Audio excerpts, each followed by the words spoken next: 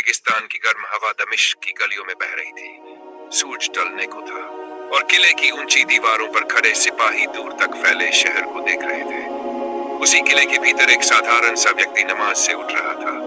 उसके कपड़े सादे थे, चेहरे पर सख्ती नहीं बल्कि गहरी शांति थी। यही थे सलाउद्दीन अय्यूबी, एक सुल्तान लेकिन दिल से पहले एक इंसान।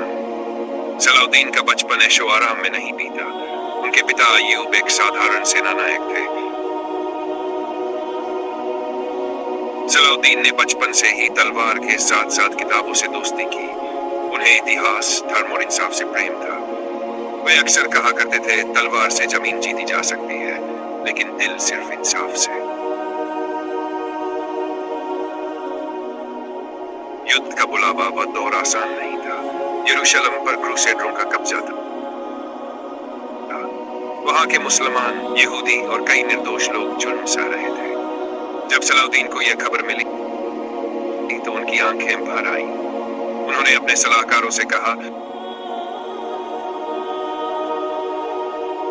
अगर मैं इस जुल्म पर चुप रहा तो सुल्तान कहलाने का कोई हक नहीं। सेना इकट्ठा की गई लेकिन सलाउद्दीन ने एक सख्त हुक्म दिया, कोई भी सैनिक किसी औरत, बच्चे या बुजुर्ग पर हाथ नहीं उठाए। हम इंसाफ के लिए लड़ेंगे, न कि बदले के लिए। हत्तीन का मैदान, हत्तीन का मैदान। सूरज आग बरसा रहा था। क्रूसेडर सेना थकी हुई थी, पानी खत्म हो चुका था।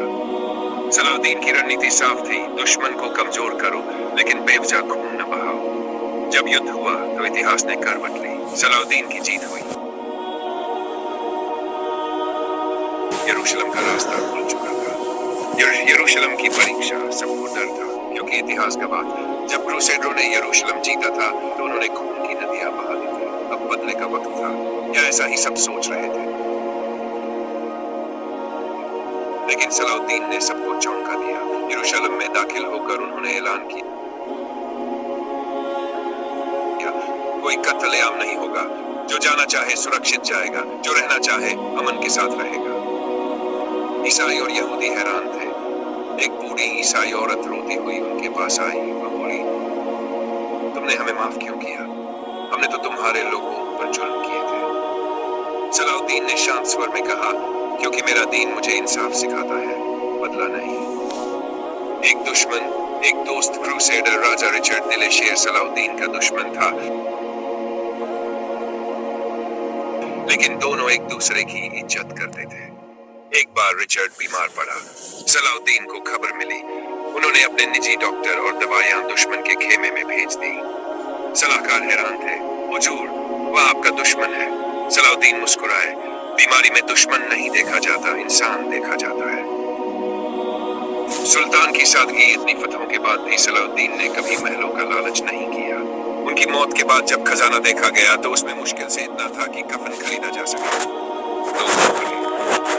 दमिश्क की गलियों में एक ही आवाज थी, हमने एक सुल्तान नहीं, एक इंसाफ को खो दिया है। कहानी का अंत, लेकिन नाम अमर सलाउद्दीन अय्यूबी सिर्फ एक योद्धा नहीं थे। वे याद दिलाते हैं कि ताकत का सबसे बड़ा रूप दया है और जीत की सबसे ऊंची शक्ल इंसाफ।